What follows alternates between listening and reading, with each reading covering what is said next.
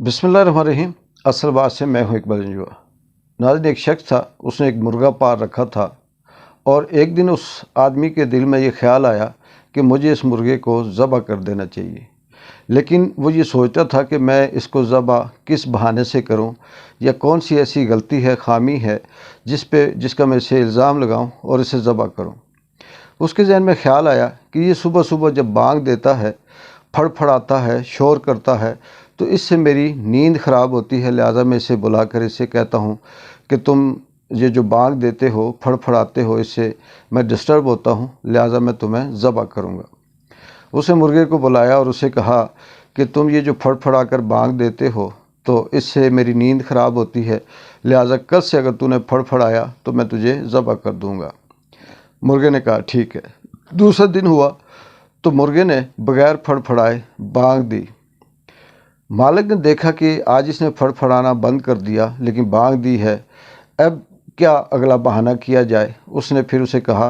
कि ये जो तुमने बांग दी है इससे मेरी नींद ख़राब होती है, मैं इसलिए तुझे ज़बह करूँगा। मुर्गे ने कहा ठीक है। नेक्स्ट डे आया, सुबह का टाइम था। मुर्गे ने बांग देने की कोशिश की क्योंकि वो उसका टाइम था। ना वो फड़फड़ाया, ना उस तरह से उसने बांग दी, लेकिन हल्की सी आवाज़ गले से निकाली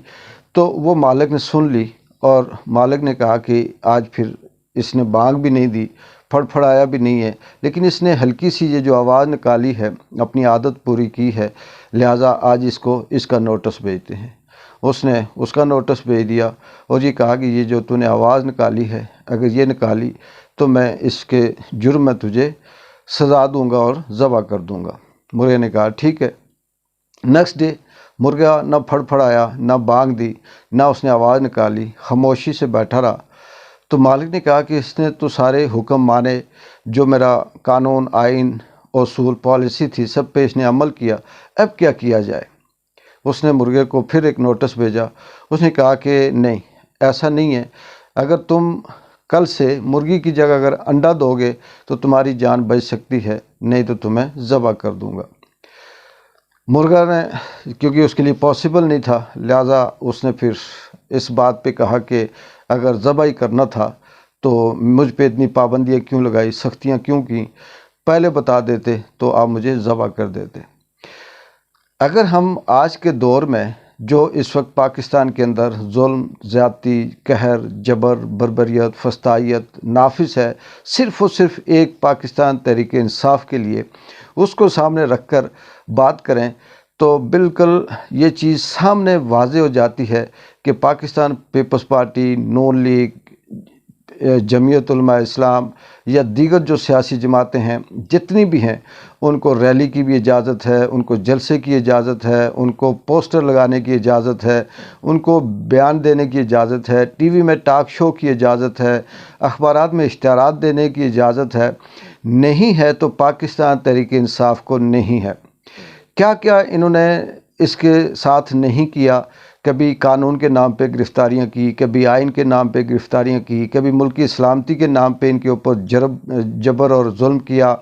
कभी पाकिस्तान की किसी की शिक की खिलाफ वर्जी के ऊपर इन्हें गिरफ़्तार किया, कभी दफ़ा 144 का नाम देकर इन्हें बंद किया और इन्हें सज़ाएं दी, सड़क पे निकलने पे पाबंदी लगा दी, इनका नाम लेने पे पाबंदी लगा दी, यहाँ तक कि झंडा लेके निकलते उस पे भी पाबंदी लगा दी।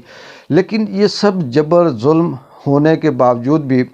पाकिस्तान तहरीक इंसाफ के जो वर्कर थे, जो लोग थे, जो रहनुमा थे, जो उम्मीदवार थे, वो कानून का एहतराम करते रहे, हाँ जी करते रहे, ओके करते रहे। जहाँ जहाँ उन्हें इजाज़त ना मिले वहाँ खामोशी से अपनी जो एहतजाज या रैली मौखर करते रहे। लेकिन उस मुर्गे के मालिक की तरह उनके ऊपर जो जबर था, जुल्म था, वो कम ना हुआ और ना होने का नाम ले रहा है। वो मुसलसल रोज़ाना किसी न किसी बहाने पे जारी है। अब असल मकसद वही है कि बात ये नहीं कि पाकिस्तान तहरीक इंसाफ के वर्कर या आम आदमी कोई ख़िलाफ़ वर्जी करते हैं या फिर उन्हें उनके ख़िलाफ़ कोई ऐसी आइन की या कानून की वो शिक कर तोड़ते हैं, ऐसा नहीं है। बल्कि ये है कि उन्हें सियासत से आउट करना है, उन्हें हरासा करना है, उन्हें मायूस करना है, इमरान खान को बंद करना है, پاکستان تحریک انصاف کو ٹکڑے ٹکڑے کرنا ہے اور عمران خان کی جو مقبولیت ہے اس کو کم کرنا ہے، عام آدمی کے دلوں میں عمران خان کی نفرت پیدا کرنی ہے۔ اس سارے پروسیس کے لیے پاکستان کی سیاست بھی داؤ پہ لگ گئی، پاکستان کا معاشرہ بھی داؤ پہ لگ گیا، پاکستان کی اخلاقیات بھی آخری درجے تک پہنچ گئی، پاکستان کے اندر نوجوان بھی مایوس ہو کر ملک چھوڑنے پہ مجبور ہو گیا، پاکستان کے اندر جو قانون، آئین، اصول، پالیسی یا کسی بھی حوالے سے جمہوریت، خود مختاری، خودداری، اس کی کوئی چھوٹی سی بھی اگر کوئی امید باقی تھی یا کچھ ایسی مروت پردے کے پیچھے تھی، وہ بھی اب ختم ہو گئی۔ اب یہاں پہ جو موجودہ الیکشن آ رہے ہیں، سب سے بڑا سوال یہ پیدا ہوتا ہے کہ کیا یہ الیکشن مانے جائیں گے یا ان الیکشن کی حیثیت کیا ہوگی؟ تو پاکستان کی تاریخ کا اگر ہم مطالعہ کریں تو 75-76 سالوں سے پاکستان کے اندر جتنے بھی الیکشن ہوئے، ایک الیکشن بھی جمہوری نہیں ہوا، ایک الیکشن بھی فری اینڈ فیئر نہیں ہوا، ایک الیکشن بھی پاکستان کے اندر جو عوام کے ووٹ سے ہونا چاہیے تھا نہیں ہوا۔ اس کے اندر دھاندلیاں ہوتی رہی، رگڈ ہوتے رہے، الزامات لگتے رہے اور بے شمار ایسی چیزیں ماضی میں سامنے آتی رہیں، لیکن فرق صرف اتنا تھا کہ وہ پردے کے پیچھے تھے اور کہیں نہ کہیں ایسا جو آج کسی دوسری سیاسی جماعت کو ملتا تھا جو یہ کہتی تھی کہ یہ الیکشن صحیح ہیں، فری اینڈ فیئر ہیں، الیکشن قانون، اصول اور آئین کے مطابق ہیں، تو سلسلہ چلتا رہا۔ لیکن موجودہ جو الیکشن ہیں 2024 کو، یہ جو 8 فروری کو اگر الیکشن ہونے ہیں تو اس میں پوری دنیا کے اندر اب کوئی ابہام باقی نہیں ہے۔ یہ الیکشن پاکستان کی تاریخ کا ناکام ترین الیکشن ہوگا، کرپٹ ترین الیکشن ہوگا، دھاندلی زیادہ الیکشن ہوگا، پری پول جسے کہتے ہیں کہ وقت سے پہلے ساری چیزیں سامنے آ چکی ہیں، کیونکہ پاکستان تحریک انصاف جو پاکستان کی سب سے بڑی سیاسی جماعت ہے، اس کا انہوں نے انتخابی نشان بھی چھین لیا اسے آؤٹ کرنے کے لیے۔ اس کے ساتھ ایم کیو ایم والا سلوک کر کے اسے ٹکڑے ٹکڑے کرنے کی کوشش کی، اس کے تمام امیدواروں کو آزاد حیثیت سے کسی کو سبز منڈی کی ساری گند اٹھا کر نشان دے دیے، کسی کو گھر کے سامان کا انتخابی نشان دے دیا، جو منہ میں آیا وہ انتخابی نشان دیا۔ لیکن حیرت کی بات یہ ہے کہ عمران خان کی مقبولیت ہے کہ کم ہونے کا نام نہیں لے رہی۔ پاکستان کے اندر الیکشن کا جو جذبہ کم ہونا چاہیے تھا وہ اب زیادہ ہو گیا۔ وہ انتقام جو عوام کے اندر خوف پیدا کرنے کے لیے جو مقتدر حلقے یا جو ہمارے تھنک ٹینک ہے وہ کر رہے ہیں، وہ اب ناکام ہوتے جا رہے ہیں، اور اب یہ روزانہ ایک نیا اسکرپٹ سامنے لے کے آتے ہیں عوام کو مایوس کرنے کے لیے کہ ہم عمران خان کو سزائے موت دے دیں گے، اس کے اوپر غداری کا الزام لگا دیں گے۔ پاکستان کے اندر جو عوام ہے اگر تحریک انصاف کا نام لے گی تو اسے یہ سزا دی جائے گی، لیکن اس کے باوجود بھی جیسے جیسے ظلم بڑھتا جا رہا ہے، فسطائیت بڑھتی جا رہی ہے، جبر ہوتا جا رہا ہے، قہر ڈھایا جا رہا ہے، ایسے پاکستان کی جو عوام ہے وہ مزید نکلتی جا رہی ہے، اور سر عام جو پہلے چند لوگوں کو پتہ تھا، اب پاکستان سے باہر بھی انٹرنیشنل دنیا کو یہ سمجھ آ چکی ہے کہ پاکستان کے اندر جو 2024 میں الیکشن ہوں گے، یہ الیکشن کسی بھی طرح سے فری اینڈ فیئر نہیں، یہ جمہوری نہیں، یہ صرف اور صرف نواز شریف کو نوازنے کے لیے اور پیپلز پارٹی کو پاکستان کے اندر حصہ دینے کے لیے، دیگر سیاسی جماعتوں کو بھی اپنے اپنے حیثیت کے مطابق رشوت دینے کے لیے یہ الیکشن کروایا جا رہا ہے۔ اگر پاکستان کے اندر جمہوری الیکشن ہوتے ہیں اور اس میں پاکستان تحریک انصاف اکثریت جماعت جو اس وقت 90% تک مقبول ہے، اگر وہ جیتتی ہے تو پاکستان کے اندر یہ جو چور، کرپٹ، یہ اس ملک کو لوٹنے والے، جو اپنی آمدنی سے زیادہ اثاثے رکھنے والے لوگ ہیں، جو 70 سالوں سے اس ملک کو لوٹ کر کھا رہے ہیں، ان کو یہ خطرہ ہے کہ کہیں نہ کہیں آئین کے اندر ترمیم ہو کر یا کسی طرح سے بھی کوئی قانون پالیسی ایسی نافذ ہو جائے گی کہ ہمیں سزا ملے گی، ہمیں قید ہوگی، ہم سے حساب لیا جائے گا اور ہم ساری زندگی سیاست سے آؤٹ ہو جائیں گے۔ اس وقت یہ جو 2024 کا الیکشن ہے یہ دو طرح کا، ایک طرف عمران خان پاکستان تحریک انصاف آزادی، خود مختاری اور غلامی نامنظور کے نعرے پہ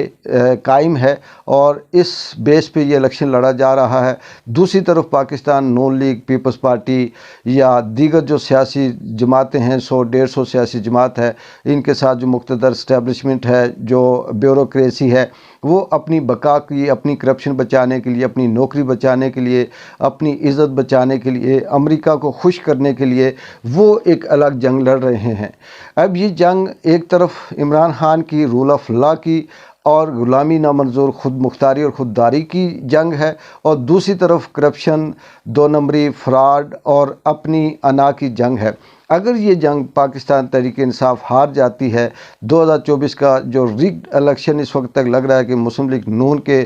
پلڑے میں سب کچھ ڈالنے کی کوشش کی جا رہی ہے، اور اگر یہ ڈنڈے کے زور پہ اسی طرح سے کامیاب ہو گیا تو پھر آنے والے وقت میں پاکستان کی جو مستقبل ہے یہ تاریک بھی رہے گا، اس کے اندر انتشار بھی پھیلے گا، اور کے پی کے اندر، بلوچستان کے اندر، کشمیر کے اندر جو نفرت ہے وہ کئی گنا زیادہ بڑھ جائے گی۔ پاکستان کے اندر پنجاب کو اگر یہ کنٹرول کرتے ہیں تو صرف پنجاب کی حد تک رہیں گے، اور اس کو یہ بالکل آسانی سے کہا جا سکتا ہے کہ پاکستان کے اندر نہ معاشی اسٹیبلٹی آئے گی، نہ سیاسی استحکام آئے گا، نہ اخلاقی استحکام آئے گا، اور نہ پاکستان کے اندر کسی بھی حوالے سے سرمایہ کاری ہو سکتی ہے، یا جو پڑھا لکھا ہونہار قسم کا نوجوان ہے وہ اس ملک کے اندر کسی قسم کی دلچسپی لے گا۔ تو یہ ملک جو اس وقت بالکل بانچ کے اس سٹیج پہ کھڑا ہے، یہ بالکل دیوالیہ ہو کر تو پھر یہ چند لوگوں کے لیے ہی رہ جائے گا۔ باقی جو کیڑے مکوڑے ہیں وہ اپنی زندگی پہلے پھر کسی امید پہ گزارتے تھے، اب ان کی وہ امید بھی دم توڑتی ہوئی نظر آ رہی ہے، اور اس کا آنے والے مستقبل کیا ہوگا وہی جو امریکہ چاہتا ہے، وہی جو اس کے دشمن چاہتے ہیں، پھر وہ مستقبل نظر آ رہا ہے۔ پاکستان کا پھر مستقبل روشن نظر نہیں آ رہا۔ دیکھتے ہیں کہ یہ جو الیکشن ہے اگر ہوتا ہے تو اس میں کو کس طرح سے قدرت سپورٹ کرتی ہے، کس طرح سے پاکستان کی 24 کروڑ عوام کو اللہ تعالیٰ اس مشکل سے نکالتے ہیں۔ واضح ہے کہ یہ الیکشن نہیں ہے، یہ mother of deal Imran Khan کے کہنے کے مطابق وہ ہے، اور یہ الیکشن پاکستان کی تاریخ کے بدترین الیکشن ہوں گے، سیاسی لحاظ سے بھی، جمہوری لحاظ سے بھی، آئینی لحاظ سے بھی، قانونی لحاظ سے بھی۔ اقبال جنجو کو اجازت دیں، اللہ حافظ۔